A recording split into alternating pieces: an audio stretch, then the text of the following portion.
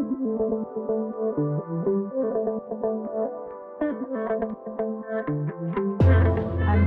it's my pleasure and honor really to be with you, especially in this physical same space. And it's nice really to see our project partners of this already 2 years running project face to face finally.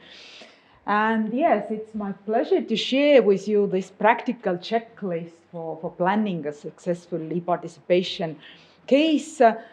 Our role, e-Governance Academy's role in this project has been really to create, to make a strong start for this project, to create this assessment framework for planning e-participation, but also to assess the impact of e-participation, which, as Elisa also mentioned, which has been, in our opinion, lacking so far, that so many countries and organizations have experimented so far with e-participation, but is there any good assessment mechanism? We were thinking, said no.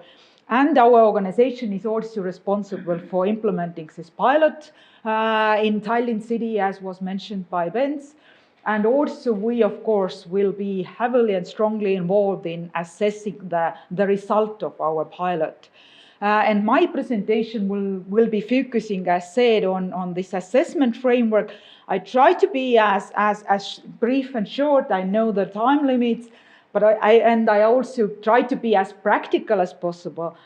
However, I think that I still give through with you this process, this methodology process, and this sometimes some theoretical questions we had, because I think that whoever plans e-participation or initiates, be it public authority or be it civil society organizations, it is very helpful to ask some of those questions and have those discussions. So what we did, the process, how we created this framework, and as said, some of the steps is really helpful also for any initiator in the future to go through. Of course, we were understanding that we need to be with our partners on the same page, so we needed kind of our own definition, good definition for e-participation in order to help us to define which kind of e-participation cases we will analyze. So we reviewed literature. We, of course, brought together all our partners' expertise on different e-participation cases. I'm not going into detail. In some stages, I will just stop with a few more words later on. So then, once we had the concept and methodology in place, how we are going to analyze those existing cases to understand which are really the success criteria we should keep in mind and aim to achieve whenever planning. Then we selected from all our partners' expertise and from all our partners' countries and even beyond, we identified 35 e-participation cases for initial white screening, for initial preliminary analysis, in order to have good insight and input to create this evaluation criteria or to create good methodology for going deeper into 10 cases we were really analyzed later on in depth. And all those steps were really helping us to come out with assessment framework for e-participation.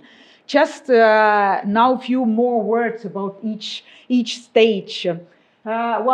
Definition, I'm not going to read it. I said that it seems to be like quite basic thing, but actually, believe me, we had very good discussions around this, and finally we defined that for this, our analysis, our framework, our project, this is finally our definition which really captures all the important aspects what one e-participation case should be tapping on and embedding. And once we were on the same page that we are looking exactly at the e-participation cases which correspond to these kind of requirement, we did this, as I mentioned, this wide screening of 35 cases. And this helped us really to classify different types of e-participation, really. That some of those cases we were able to identify are rather e-consultation for policy development, some of them are e-collaboration and agenda for agenda setting. So in each of them, public authority and civil society or initiators might be in different roles, and sometimes some of the success criteria vary.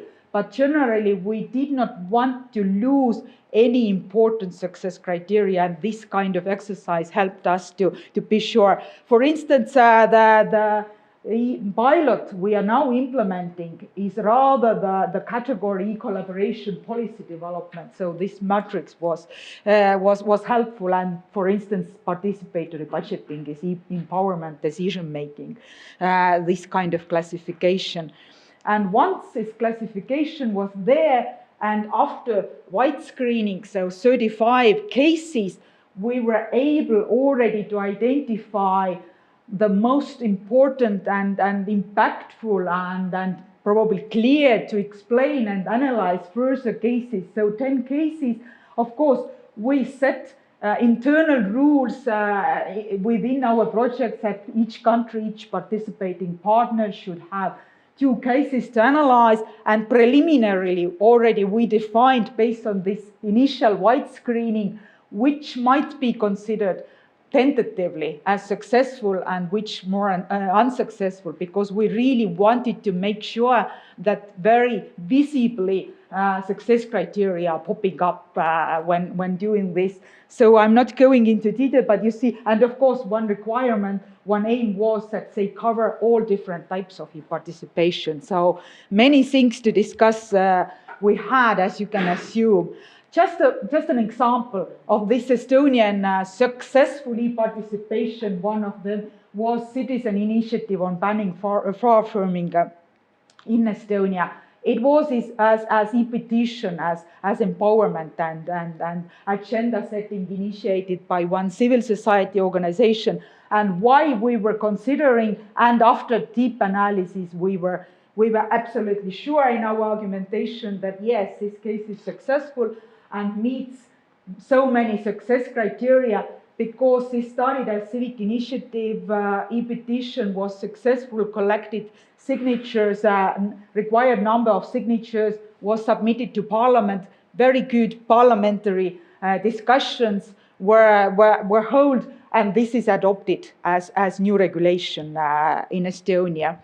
And just very briefly, success criteria, of course, one of the most important things were to look at all those cases from different perspectives, from initiators, civil society organizations, and of course of public authorities, administrations. Not going into detail, but it's too theoretical really to grasp probably, but the way we also did, just to prove that we did really almost academical exercises, also to interpret, to contextualize those results of this case analysis. So we had this vision, this is pretty much this definition we wanted to aim, or which should be a successful e-participation case. Then when looking at those cases analyzed, we just analyzed which one had which impact to either to community or to participate, to also to public authorities participating, and which impact was achieved with which kind of outcomes. And then when doing this exercise, you basically ending up understanding what are those inputs, what kind of platform requirements should be met, what kind of activities should be supporting. And finally, this practical checklist, which is really seems like this is of course a shorter version and just some key questions, but you can have a closer look at it. It's a document, but again, I think that much more important than the document we created is still the whole process, and also is very important theoretical, but at the same time also very practical questions.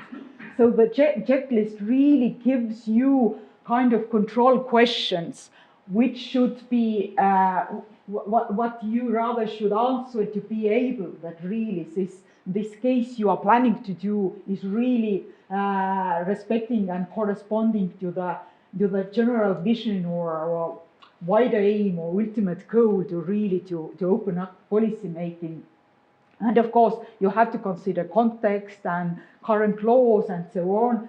Then another set of control questions are regarding the platform, because even now, in the middle of doing this pilot, we can already say very clearly that platform is also very important. Usability, user interface, some small technical details, which by the end are not small at all, which affect heavily the motivation of users. And finally, which is also very important, and when we were doing interviews with initiator of this, our Estonian successful case, they were also very clear that actually platform is one thing, mechanism of e-petition is one thing, but all the supporting activities, promotion, marketing, building good relations with politicians in parliament even, so all this need to be in place.